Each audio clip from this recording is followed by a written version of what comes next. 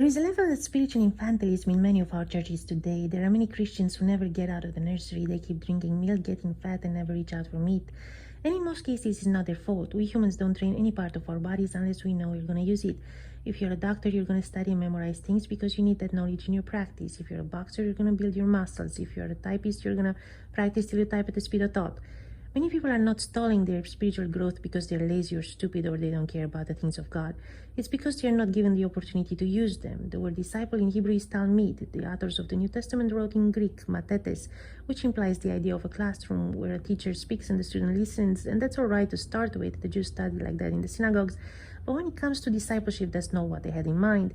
A rabbi would impart to his talmid not only what he knew, but who he was.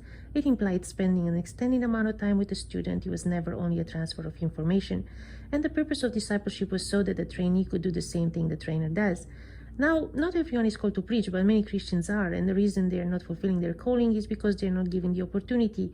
I'm not talking about Bible schools. It's easy to get a degree online. I'm talking about planting churches. If you're a pastor of minimum 100, 120 people, you should plant another church. Choose the best disciple you have called to preach and send them out. I would only send out married couples. Singles should develop their own ministry. Usually it's more the traveling evangelistic type. Help them move their family to another place if necessary. The new pastor should find a job, street evangelize daily, and start a church in his home. Once the home is too small, help him pay for a meeting place. The mother church should pay for it and gradually cut them off by 25% every 3 months. By the end of a year, the new pastor should pay for everything out of the church tithe. It doesn't have to be fancy. You can start a church in a barn or in an industrial deposit. As long as you have a guitar and an amplifier, you're good to go.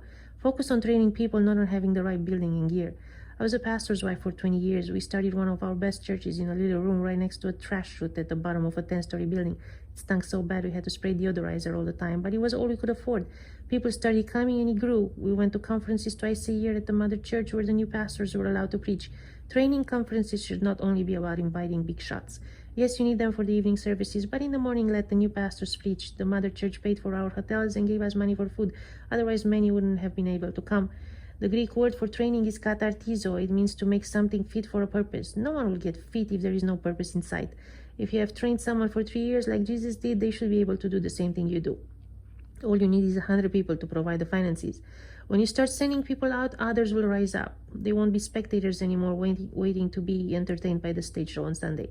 If they fail, no problem, bring them back for more training and redirection. The ones who succeed should pay a tithe of the church tithe to the mother church. And while you do all this, keep God as your first priority. Learn something new about Him every week. Stay in love with Him. In the beginning, God. That's how the Bible starts. In the beginning, God. God before your family, God before your ministry, God before your career. Because if you get too busy and lose your love for God, everything else is